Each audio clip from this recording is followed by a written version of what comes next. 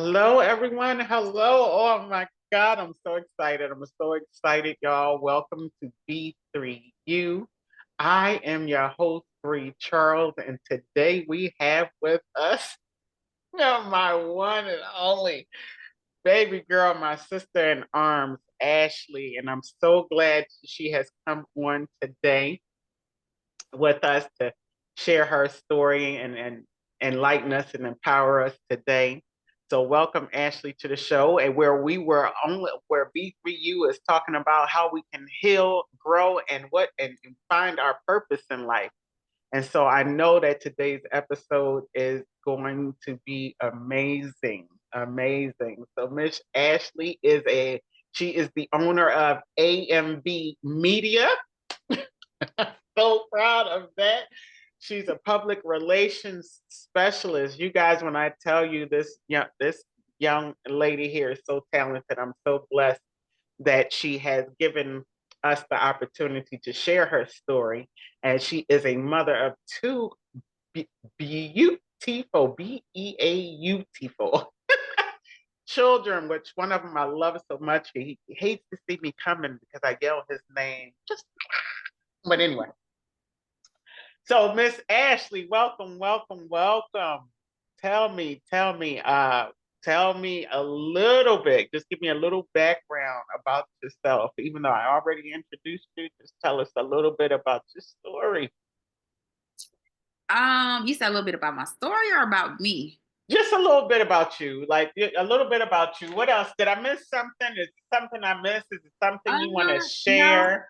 I'm retired military. I did almost 21 years. That's where we met, of course.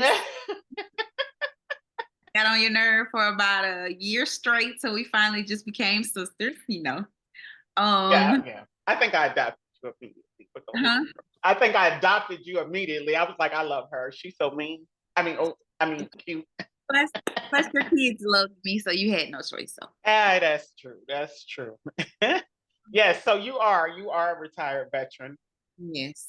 Of course, like you said, I have two kids. I have my own media company. I do PR, but in that realm, it's a lot to what I do. Like I style people, you know that. Yeah. I help like upcoming businesses with like their social media posts, like should we do this now? When should we do this? Help them come up with different schedules and things like that. And what I do the most really is kind of like the best way to say it is I'm the cleanup person. So it's like, if there's something going on with you in the negative realm, then I help to shine light on, the positive things you're doing or help find ways to fix it and bring you back into that. Because Okay. everybody's human. So people have things that happen to them. And people just need to realize that everybody's human and there are good things about everybody. Okay. Okay. Well, look, again, I thank you for taking your time out. You are hailing from Georgia. What part of Georgia? I am currently in Fort Benning, Georgia. Fort Benning, Georgia. That's right. So, how I would like to just, can you tell us a little bit about your story? You know, what your emotional or physical trauma is, and how are you overcoming it? Are you still going through it? How are you going about that now? Tell us a little bit about the Okay, so I promised that I would be an open book. There is a part of my story I think only whew, you, maybe my bestie, and maybe my boyfriend only know. There are not many people in my life that actually know this story because I don't really open up about it. But my trauma kind of started, well, the mini traumas kind of really started in my childhood when I was two. So when I was two, my mother was murdered by someone in our family, someone very close to us, which, why not just be transparent? When I was two, my father killed my mother. He was very, I don't want to say he was very angry because it was never towards us, but he was with her. He was more or less like, you're mine, you're gonna be mine. It was the day she came to pick me and my sister up, and he basically ran us off the road. So with that, she was pregnant. Her and the baby passed away that day. We had minor scratches or whatever like that. But from there, it's like I feel like that's where my trauma started, but then that's when my blessings began too. Because at that point, instead of having to go into like group homes and things like that, we had an aunt who I call mom now, who stepped in and she took me and my sister. Now I have two other brothers that I never understood why, but they stayed with my dad because I guess they were, you know how it's usually daddy's little girls, but for them it was that's their dad, this and that. And we didn't really know the story of what happened until we got older, to be honest. Like I don't think anybody ever told me what actually happened to my mother until I was in middle school. And how old were you again? How old were you? When my mother passed, I Yeah, was I you was were what? I Two. was and my sister was 5. Okay. We were in the car. Okay. My sister still has like vivid memories of the story or whatever. She still kind of sometimes in cars you can see her like, clenching up a little bit, but it's things we have to deal with. And every now and again I have my moments in cars, but it took me a long time to realize why that happens to me. Um, but yeah, so my trauma really started when I was a child because of that situation. And then it kind of just like the snowball effect. It started rolling down the hill and getting bigger and bigger and bigger and bigger and bigger. But with all of my trauma, like I said, I always had what I call them is like, how do you say it? People came into my life that were like healing slash like strength compasses. Like they came into my life, and because of how they loved me, or because of how they were always there for me, or I can always talk to them, they were like a compass where they always guided me and directed me towards the positive side of things. Okay. Was it ever a moment where you hit, would you say from your past trauma, was it ever a moment in your life where you would say you hit rock bottom? Uh, and how did you start climbing out of that trauma? Mhm. There really was. This particular situation, I don't like to give that demon any airtime or acknowledgement, Right. but it is part of my trauma. I caught myself dealing with somebody that was just like my father. After learning the whole story of what actually did happen, I caught myself dealing with someone just like him. And that's when that particular relationship, I was rock bottom because to me, I was basically trying to convince myself that it's okay. It's my fault. This is the reason he's doing this. Is that it was a horrible experience. It was a very bad domestic violence relationship that I was in. Yeah, yeah. Well, look, we as women, we experience uh, some things. I tell you. And first, I just want to applaud your strength, and I want to thank you for your transparency. And what, what in your healing journey? What was the most surprising part of your healing process? When did you start to notice yourself like, okay, I've been through these things because, at first your mom was murdered. You went through that whole trauma. Then your aunt, did you say your aunt? Yes, my Your aunt, who is now your mother, you've been dealt with that. And what age let me ask you, what age did you join the military? fresh out of high school. I think I was 17. Oh, why did you join the military? Did your trauma have anything to do with that? Do you think? No, my petty side had everything to do with me doing military. So I had a basketball coach who told me that my attitude was horrible and that I was not nobody could tell me what to do. There isn't a person out there that could shape me and mold me and tell me what to do but my mom. And I was like, oh, okay, let me prove you wrong. Went to the military, got through basic training, did I'm talking about every time I was in St. Louis, I was at the gym like uniform, still in, homie, still in now. uh, But so me, the reason joining the military was really being petty, but on top of the fact, if I have to be completely honest, was I was really running away from where I was because I don't know if you know where I'm from, but whew, it's not really, St. Louis. Tell us. So our viewers don't know where you're from. Our listeners don't know where you're from. So where you from? I am from St. Louis, Missouri, by the way of East St. Louis, Illinois. Okay. And it's not Okay. today. But listen, I really think joining it was my way of not just being petty for that coach because he was just one person, but what just really was trying to get away from all of that, get away from running away from the craziness of where I lived and having to see all the craziness that we did see where I was from. Okay.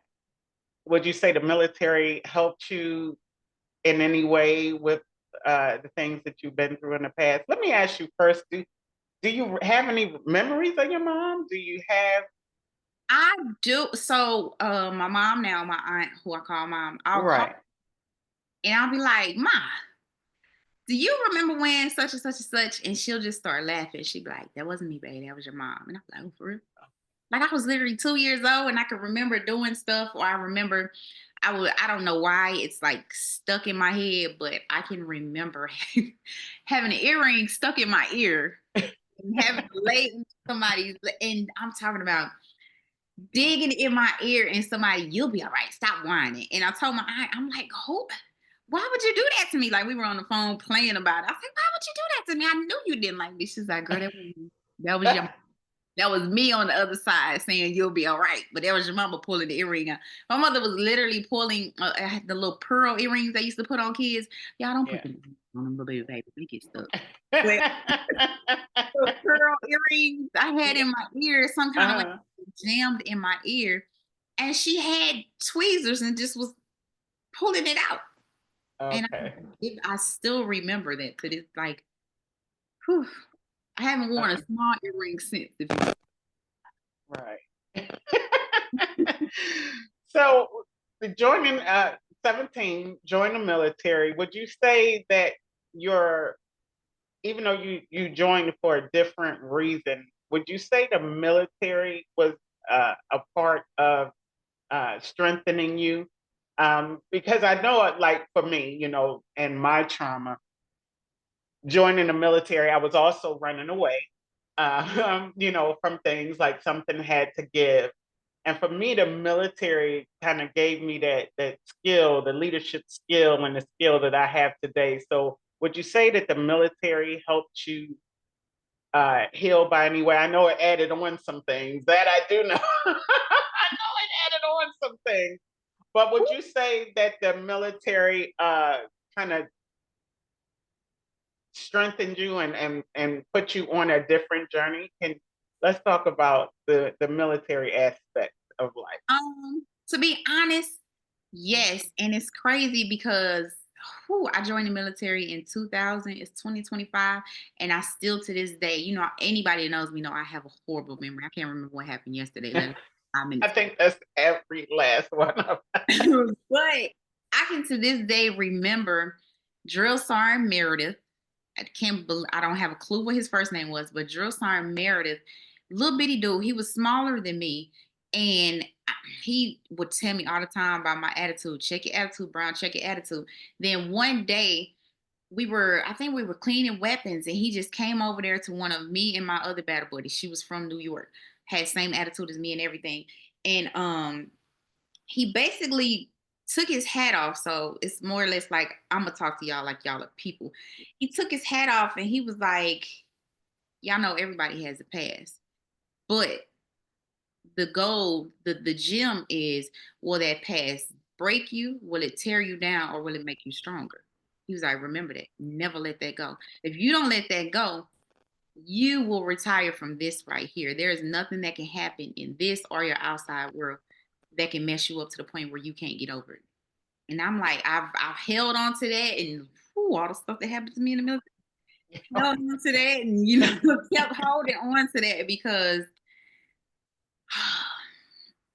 just being I had so many strikes going up against me being in the military anyway as a black female. two strikes. And then if you know me, you know I don't play. Oh, yes, ma'am. Oh, Jesus. I am not backing down. If I know that what I am trying to say is the correct way, is right, it's what should be done, you gonna listen. And we gonna do it how I said do it because this is the right way to do it. I don't care who you are. I don't care if you 7,000 pounds and you standing over me. I will get however many ladders I need to get up on so we can be right here and me tell you keep Right. doing it. Right, You know? right, right. You So know what? and that against me. Yeah, as that's I think as women in the military period, when we get in there because we are a woman, like we have to be like, you gonna listen to me, damn it. You're gonna listen because I know. Yeah. His name as it was crazy and it followed me from a private all the way up until I retired. I was known as the pit bull. Even when I became a drill sergeant, is oh, there go the pit bull. And I hated it. It used to think in my head, like, why are they referring to me like I'm a dog? Let me cuss them out, calling me no damn dog or whatever. But when you think about it, like, think about a pit bull. You can be a size of a semi truck. That pit bull is not backing down to you. Right. If you have pissed that pit bull off or you come in that pit bull's territory, you seeing all of their teeth and everything else. So I mean, I understand. I understand. So let me ask you, was it any if you could think about something that had aided you or assisted you in your breakthrough.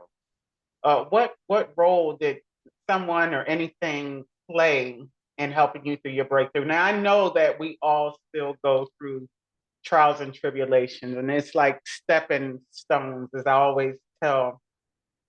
uh, as I always tell people, life is like building blocks. When you have one trial and tribulation, you get through that, and then you go on through the next thing. But you always try to make sure that you don't repeat any mm, of your mistakes in the past. And I know for me, a lot of my breakthroughs would be either from close family, close relatives, or military, or my therapy, which I I am so B3U is about survivors going through emotional and physical trauma. Like, how are we surviving? What mhm. what what would you say is, or what would you say, or who would you say is the person that reminds you or keeps putting that fuel in Ashley to say, okay, I got to do another day? Because, like I tell people, I wake up every morning and it's not easy being Bree. I have to talk to myself on a daily. What do you do? Um, so to me, first, first is God. That's one thing. I've had people Always. come in and out of my life and do good and bad or whatever. But when I sit and just think about everything, even though I strayed away, God has always been there. If it's ever been a thing where I'm like, oh God, how am I gonna, like, literally what you say is, oh my God, how am I gonna do this? Right. He's always literally, and not to preach, but he's always been on time, no matter what the Right. situation is. Hasn't been when I wanted it to happen, but has been when it needed to happen, when it was. Right. Is And for my viewers, for our viewers, let me ask you this: did you ever feel like you was alone going through your trials and tribulations? Did you ever be like, I know. it's times where I literally, and like, you can ask my kids because I tell them and I catch them doing it sometimes, is sometimes you gotta talk to God like he's sitting there right with you. Like, That's right. sometimes you gotta be like, God, listen, now hold up now. What just happened right here? You gotta explain this to me. Like, you have to act like you're literally he's with you. And I catch them doing that. And it's been sometimes where I'll be sitting down, I'm like, now hold up, God. I thought you said this was gonna happen for me. Like, what in the world? I'm like, okay, are we playing a prank or something right now? Because I don't like pranks. So I feel like that, I have to just talk to him sometimes, but it's not just my breakthrough is not just keeping God first. It's literally like small things like my children. I wake up and you know how Josiah is. Josiah is petty as I don't know what, but he is the sweetest person in the world. And he just like I don't even have to tell him if something's wrong. Like it was days when I'm just down and depressed and don't want to do anything. And I'll get up because I'm like, oh, I gotta make them breakfast. I'll get up. He in the kitchen, he got music blasting, he whipping up some pancakes, he doing that, he cleaning up. He'd already woke his sister up, made her brush her teeth, and like he just keeps the flow moving. And then it's my daughter. I don't she's the sweetest look. She's a sour patch kid. I could just say that. But she just it's like something because you know how we put on that face so nobody knows anything is Yes, wrong. yes, ma'am. All too familiar. Looking at you.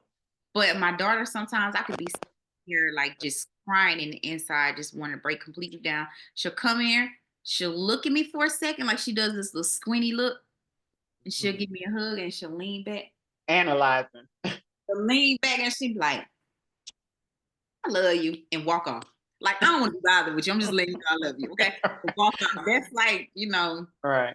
keeps me going. And then I have you, I got Keisha, I got Carter, I got people that I can just like, y'all don't even have to know something's wrong with me. If I call, literally, y'all gonna say something to make me laugh. Y'all gonna say something to make me forget whatever the situation is without me even have to tell y'all that something is wrong with me.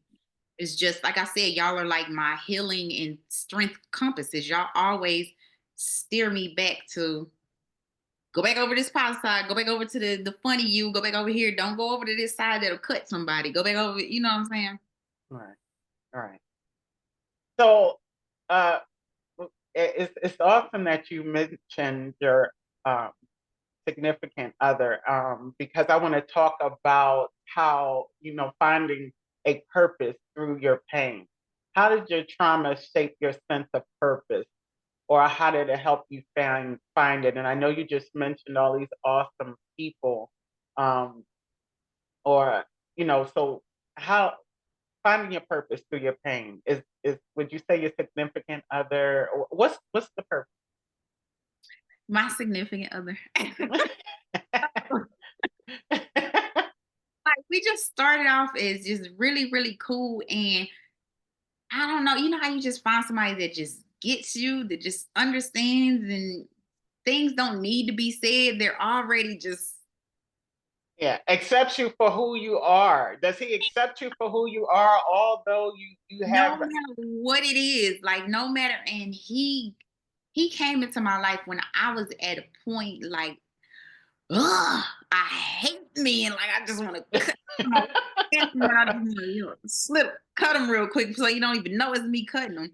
But I mean, it took, to be honest, my sister telling her that I was like, I think I like him. I'm not sure. She was like, well, you either gonna be a punk or you just gonna keep staring at him. I'm like, oh, and everybody knows, don't call me out because I will do it. Don't anybody knows Well, Lord, well, that's a whole nother story. because I will do it. Yeah, you will. I go out on the limb, and it's like it's crazy because we both came into each other's lives when we were both literally just down at our lowest with no expectation from either. No, well, this got to happen. No, this is that. We both had like our guards up, but we just get each other. And before we knew it, our guards were down. We didn't care about nothing else. And we don't have to worry about anything. Like if he tell me he going to a party with 200 people and he's the only male, I don't care. But anybody else I talk to, I'm like, turn your location on when be because nobody got time for that. I don't trust you. Right, right. So besides what your awesome significant other, big shout out to Carter. I love him to death. He look, this guy is on his fitness journey. I couldn't keep up that day. I was working out with him and everything fell a hell apart. I guess my body was like, you too old for it. You need to sit down, go to the geriatric. Don't be doing my baby like that. No, but I mean, no, I mean he was good. He's serious about his craft, and I can appreciate that. So he's one of the purposes, finding your purpose through your pain. So I know you have the AMB. Mhm. You have your beautiful children, you have your beautiful significant other, your boyfriend or whatever. What was that turning point in your life that you said, okay, how did you find your purpose? How did Ashley come in to say, okay, matter of fact, let me ask it like this. When did you find your purpose? When did you find that purpose? When did you say that's it right there? So it was honestly Josiah. He after dealing with that demon, he came in there, he came in the room. I was changing Skylar, getting her ready or whatever, and he was young. I don't even think he was 11 yet. And came and took her from me. He was like, I got her. He used to always take her in his room or whatever just to give me some me time or whatever. He came in there and he pat me on the back. He was like, you did the right thing, Ma. He's like, you got this. And I was like, you know what? I do got this. Right. I'm not gonna let that demon take me to a point of where I can't be here from. I'm here for my kids physically, but I'm not here for my kids. Right. Right. Like Understood. I can't bring them down because of that.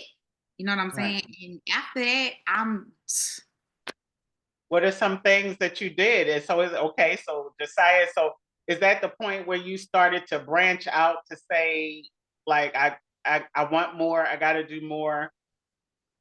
I actually started believing in myself more because that situation was not just physically abusive, it was mentally, it was verbally, it was all of that. So I was at a point where I wasn't really believing in myself. I didn't think I could do this, I didn't think I could do that, knowing I could. Because if you think about the clientele I had at the time that I just let go of, because you got, we gonna say Satan over here telling you you ain't good enough, you can't this and that. And I literally this is like crazy, but I literally went from like 100 and I think I was 169 pounds to 220. I was Wow. just Yeah. you know what I'm saying, like Yeah. literally Yeah. so Right. after Saya's little, basically tell me, Ma, get off your ass, what is wrong with you? Right. Yes, Right. what is wrong with you? We start walking. I would take the kids and we would put Skylar in the stroller side. We do walks or whatever. And then when Skylar's at daycare, me and Saya would go run because Saya is a runner. Oh my God.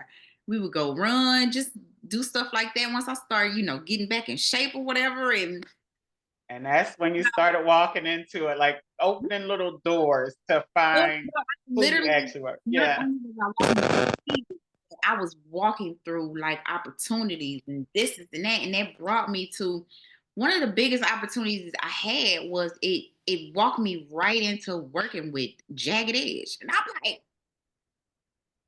like, Right. Right.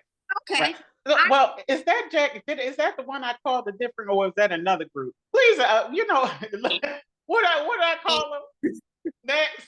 you Look, called them next. Jagged Edge. I want to take the time to apologize to you right now. I apologize for calling you next. It was a little joke. Y'all don't know joke when you hear joke. My apologies, Jagged Edge. Y'all still my boy. Oh, okay, go ahead. And it ran me into the opportunity of working with Kyle from Jagged Edge. And he was another really positive part in my life because he was going through something, but he never let it leak into us. Like, he had bad stuff going on, but he always said something positive to me. Like, what you acting like you can't do this for? You already know you can do that. What are you waiting on? Like, literally, like he was the brother, the brother talk. He didn't Right. share nothing with me. Like nothing. Like literally, because he called me Momo. Momo, get off your ass. What you waiting on? Why haven't you done this already? And then it just kept going on and on and on until now working with like former.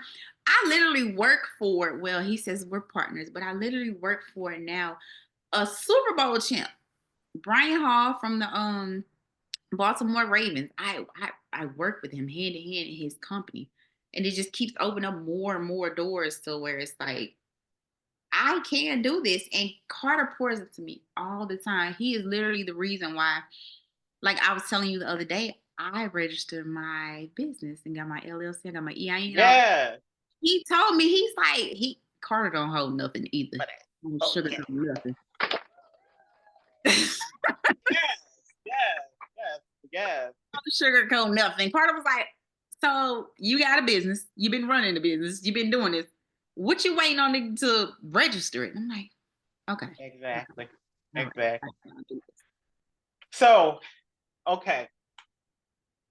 What is something that you could tell the viewers that you wish more people understood about trauma? Like, how would you tell somebody to protect their peace and energy now?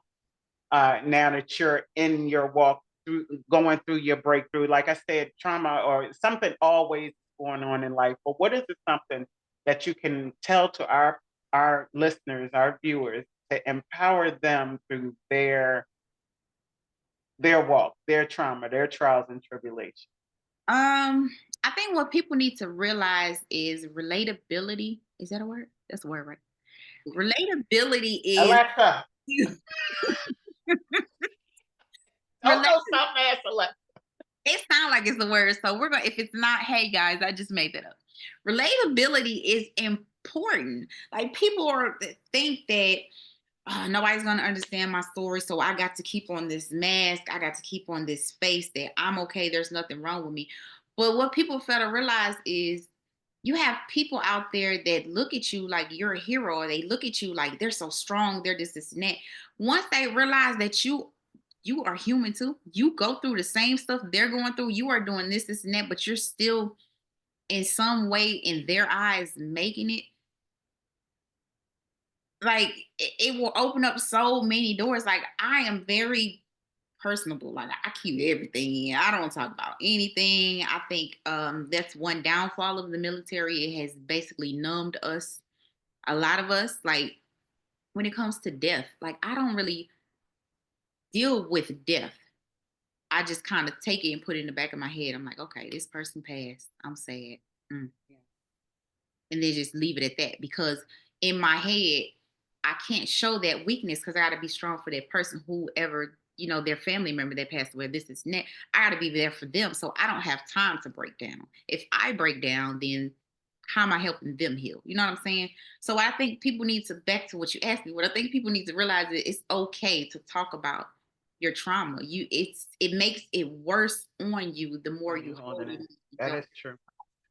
Because That is it's so true. like a boiling pot, right? If you put the Mhm. top on it, then It to explodes. Yes, ma'am. explode. And when you get to that point where you about to explode, then that's when you make it worse because you tearing up bridges and relationships, and Mhm. you know what I'm saying. So be okay to address your trauma. Yes, ma'am. I totally agree with that. I spent many years masking, hiding through my trauma. And as you well know, 2023 or 24 into 24 was my breaking point, and I knew I had to get help. Remember that call in the airport? We ain't gonna talk Thelma about and that. Louise.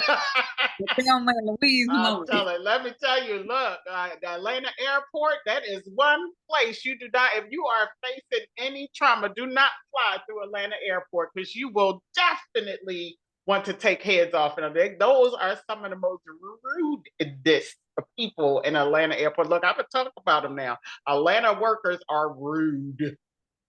They don't, like my grandson say, they don't care. They don't care. Oh, but yes. So when you're masking and hiding behind trauma, you are so right that becomes a boiling pot, and then you just before you know it. It So leaks to other you're things. right. What you fail to realize is you're adding more trauma on top of the trauma. And then Right. when it's self-inflicted, you're doing that. You can't blame Right. nobody else. You're doing Right. it. Right. I'm telling you, I used to wonder why they would try to send, how they try to send us to those PTSD clinics and face your trauma. I'm like, what am I going to face it for? I don't want to face it. Like, it's trauma. I want to forget about it. Like, teach me how to forget about it. But I finally came into realization that you must face your trauma, whatever that is, head on so you can see in front of you instead of always trying to cover up what was behind you. So I totally agree with that. So what's next for you, Miss Ashley? What's next for you, and how are you using your voice today to help others? Um, what's next for me is honestly something that I have been praying for. I'm so sorry, my dog hears them mowing the lawn and he about to start barking.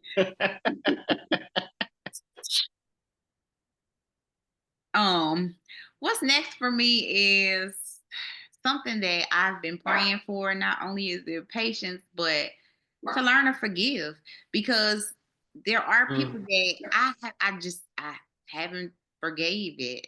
I know I need to, but I'm human that's right. and I That's don't right. want to. That's right. You know what I'm Look, saying? You a kid. one step You a at a kid. time. One Yes. step at a time. And I mean, I ain't ready to move off the step that I'm on. that's right. What somebody says, how do you said to me one time, how do you eat an elephant? And I thought about it. I was like, well, I would have to do that one bite at a time. And it didn't even click to me that, okay. Right. Okay, yeah, that's how you live life. So Ashley, one bite at a time. We're not human. Another thing that we have to learn is that we are not the most high. We are not God. So we Right. are imperfect. You know, we were made in his image, yes, but there are things that take some time to heal, or some people to forgive. So I totally understand that. And I thank you for coming on with me today and sharing your experience coming on B3U. And as for my audience, I hope and I pray that you enjoyed this podcast with Miss Ashley. She is amazing. Is it anything, Ashley, that you would want to put out to our listeners or our viewers for them to follow you somewhere? You have a website? That I'm still working on all of that. You still working on that? Okay. Well, look. Okay. Well, look, Miss Ashley, thank you so much, my sister, my friend, my heart, and my soul. I thank you for coming on B3U with me today, just giving our viewers a little bit of insight on your pain and how you turned your pain into power, how you burn, break, and are becoming a unstoppable and successful you. I wish you nothing but the best, my sister, and I will be watching you as I know you will be watching me. So we'll be watching each other. So B3U, thank you, my viewers, for coming out and listening to the show today. And we will see you again next week with another awesome event or show. So we'll see you then.